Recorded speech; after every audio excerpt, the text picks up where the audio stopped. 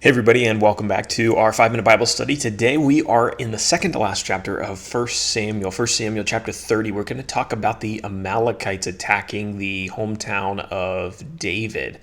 All right, so the PDF that you're seeing up on the screen is available for download at tobelikechrist.com if you want it, but all the information is going to be up on the screen either way. When did these events happen? Well, we're still kind of in the time frame that we've been in for the last several chapters, between 1015 BC and 1010 BC approximately. Now, we're also told that David lived in the Philistine area of the world, the Philistine territory, for about 1 year and 4 months after he fled from Saul. We learn that in chapter 27, verse 7. That takes us to our character section. We have David, who we just mentioned. He has been anointed to be the second king of Israel. However, Saul is currently the king, but not for much longer. David will soon be the king. We'll talk about that in the upcoming chapters and as we move into the book of 2 Samuel. We're going to talk about another group of people who are key to this chapter, the Amalekite raiders. These were some Amalekites who came and attacked David's hometown of Ziklag when him and his men were away with the Philistine army. That then takes us to our map. Where did these events happen? Well, the chapter opens with David and his 600 men traveling from Aphek, where the Philistine army was, to Ziklag after they had been turned away or rejected from the Philistine army in the last chapter. They later had to pursue these Amalekite raiders, and they pursued them to the south across the Bezor brook. All that information will make a little bit more sense as we go through all of the details of our outline. So let's do that now over on page 2. Our first section in this chapter is verses 1 through 6. Ziklag is burned by the Amalekites. So remember, Ziklag was David's home while he lived amongst the Philistines. After being sent home by the Philistine lords in the last chapter, David and his men returned home to Ziklag. When they arrived, though, they didn't find it as they left it. They found that their city had actually been burned and pillaged by the Amalekites, who were a neighboring nation. All of the women and children had been taken captive, including David's 2 wives. So, you have to say the Amalekites were nicer to the women and children than David was when he did his raids against the Amalekites, because he would kill everyone.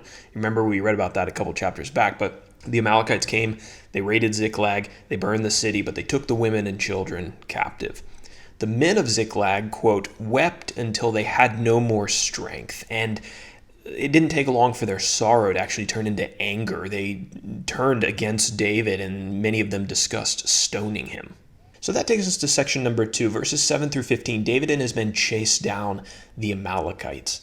David went to God, and he asked God if he should pursue the Amalekites, if there was any hope of catching them and perhaps getting their wives and their children and their possessions back. And God assured him that yes, if he pursued them, he would be able to overtake them. Now, David and his 600 men set out, but remember, they had just come from Aphek, which was a pretty far distance away. And these 600 men were now going to have to make some pretty good time and speed to catch the Amalekites. Well, 200 of those men were too exhausted, and so they had to withdraw from the chase at a place called the Bezor brook. And so David and his 400 men continued on in the chase. They encountered an Egyptian in what's called the open country, apparently in the wilderness. And the man told them that he had been abandoned by his Amalekite companions and that he hadn't eaten in 3 days, or he hadn't drank anything in 3 days. David's men gave him some food and some water, and after he had eaten, it was discovered that he was actually from the same Amalekite camp or group of men that had raided and burned David's city. So David asked him, he says, will you take me to the Amalekite camp? And in exchange for his life, this Egyptian agreed that he would show David where the Amalekites were camped if David would spare his life. We finish off the chapter now in verses 16 through 31, section number 3. David's men save their families from the Amalekites. So when they caught up to the Amalekite camp, they found them drinking and eating and dancing and celebrating the spoils of all of the victories that they had had in their raids.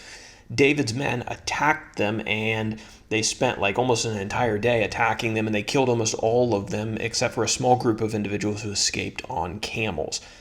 Everything that had been stolen from David's city was recovered. All the women, all the children, all of the material possessions. obviously they also took possession of the spoils or the goods that had belonged to the Amalekites. When David made his return journey with his 400 men, the 400 men came to the Bezor brook. They encountered those 200 men who had stayed behind, and they didn't want to share the spoils of their victory with the 200 men who had stayed behind, right? Because they thought, well, they didn't fight in the battle, so we get to keep all of the stuff. But David actually didn't permit this, and he forced all of his men to share the spoils equally, and he actually made it a statute in Israel that the fighting men and those who stayed behind with the baggage all shared in the prizes of victory. We're also told that David sent some of the spoil to his friends, the elders of Judah.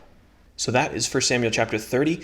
One more chapter to go, quite an eventful chapter, an important chapter in the history of Judah. We'll talk about, Lord willing, tomorrow, chapter 31. Now for our application section. Don't allow your personal disappointments to make you self-centered to the point that you forget about the challenges of other people. In the last chapter, we discussed David and his men being rejected by the Philistine lords, being rejected as part of their army, right, being sent home. While David was being rejected and maybe not having the greatest day in the world, the women and the children of his town were being terrorized and were having to run from their burning homes only to be taken captive by the Amalekites. David's men may have thought that they were having a bad day because of this rejection that they experienced, but their families were actually having a much worse day than they were. When things don't go smoothly in our lives, sometimes we have a tendency to mope around, to become self-centered, self-focused, and to kind of have this woe is me attitude. My life is so hard, it's so difficult for me, things are so unfair for me, right? But that kind of attitude can really limit our perspective. We can forget that there are a lot of people around the world experiencing much worse things than we are. And one of the best ways, I think, to get over our disappointments, to not mope around in our sorrows, our difficulties, is to keep the proper perspective and perhaps to reach out to other people who we know are also sharing a bad day with us.